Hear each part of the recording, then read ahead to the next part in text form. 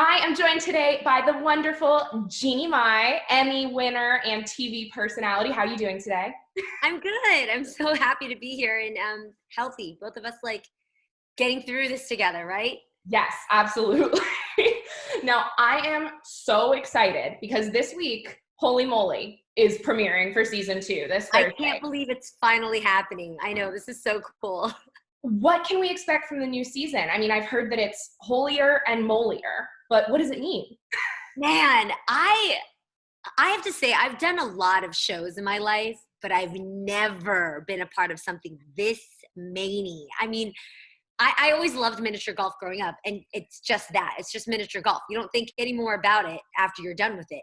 But this takes it to a whole nother level. Holey Moley took the game of miniature golf, turned it into an extreme test of human capabilities.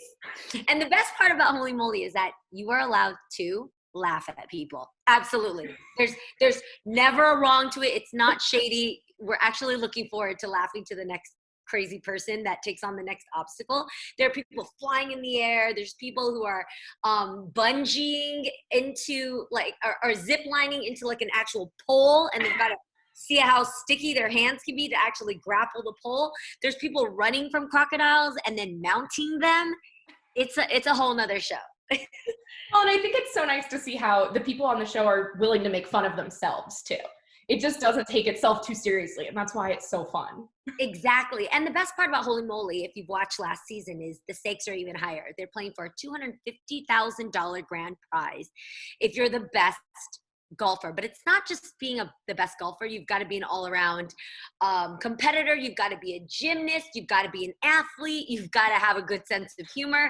There's a lot to it. And what's so great about Holey Moley, especially nowadays, is that we need something to just kind of escape what's going on right now. We need something to not only escape from real life, but also be able to laugh and watch something that your grandmother can watch and your kids can watch with you and your boyfriend can laugh with you. So this is that show for everybody.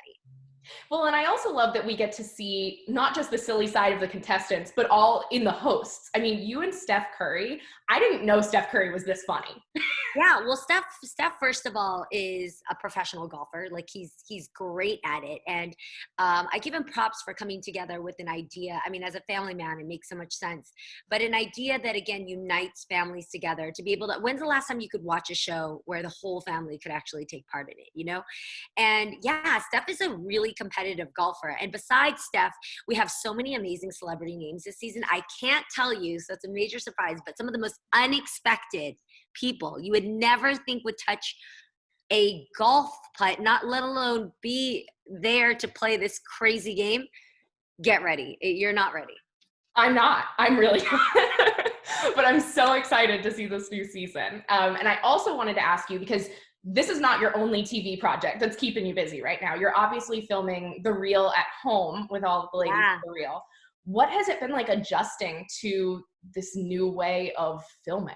Yeah, it's so crazy to be able to be outdoors and running around these obstacles and meeting these different families from all over the world on Holey Moley, and then sitting right here on our talk show, The Real, every day on Fox, and to be able to gush about our relationships, our recipes that we're cooking, our feelings, our emotions that are happening nowadays, and to be able to connect with people on a much more intimate level than on Holey Moley, I get the best of both worlds. So it really depends if you want to sit and have a little boohoo with us or laugh about, our everyday situations that women go through. The Real is for you. And if you want to just go at it when it comes to balls to the wall adventure, never before seen feats on a golf course, then the Holey Moley is the show for you. So yes, I'm blessed to have a little bit of both worlds, and not to mention my podcast, Listen Honey, and my YouTube, Hello Honey. It's constantly revolving, and I'm so happy to be able to do it because it excites me to be able to delve in so many different realms of content. Yeah. Well, speaking of your YouTube, I just watched your amazing cook-off that you posted.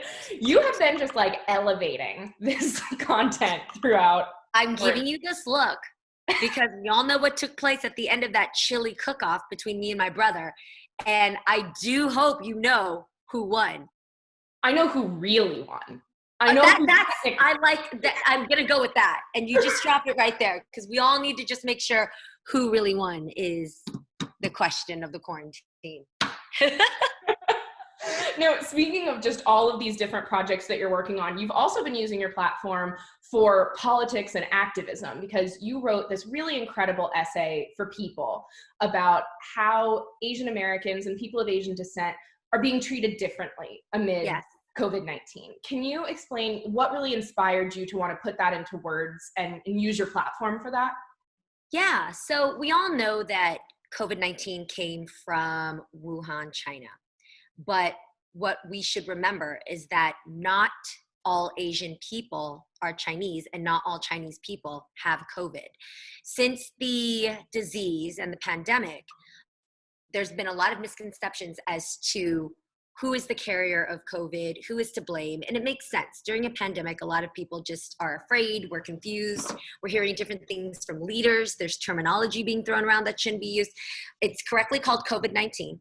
So when you hear it associated with any race, that isn't the connotation we want, because we don't want the misunderstanding that all Asian people have COVID. So since the pandemic, there's been a lot of hate crimes and vicious acts and a lot of angst and anger coming towards Asian Americans. And it doesn't just stop there. As much as it hurts me to see my people being attacked during this time, it also just, it infuriates me that we still have the topic of racism going on around the world. So when you have racism towards Asian Americans, and at the same time, we've continuously had racism towards Black and African Americans, and then we've had them towards different, groups when it comes to just people being afraid and not knowing who to trust nowadays. It has to stop.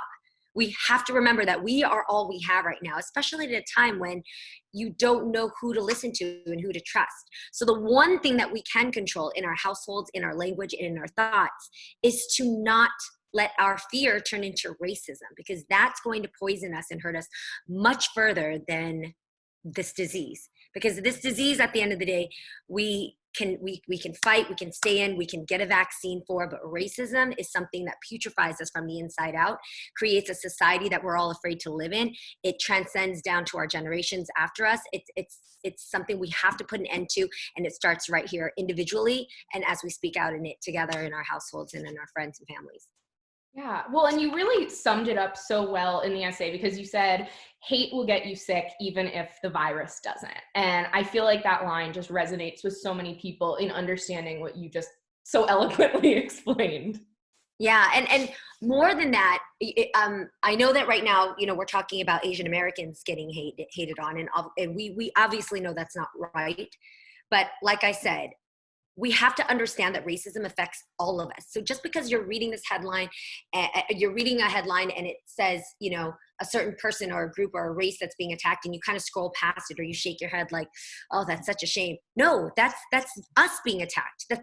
We are all one of the same. And when we are not putting an end to racism, if we're not speaking up for it, we're allowing it to perpetuate and to continue for our children, our own colleagues, our friends, our relatives. It affects us all, because it makes everybody think under a fear and under stereotypes that continue to progress. And that's what we need to put a stop to now. We can't let racism get worse during this time when we're trying to already contain the disease, when the worst disease that's going to harm us even further is continuing to multiply because of our thought process and our fear. So that's why I really believe that people have to start standing up for each other.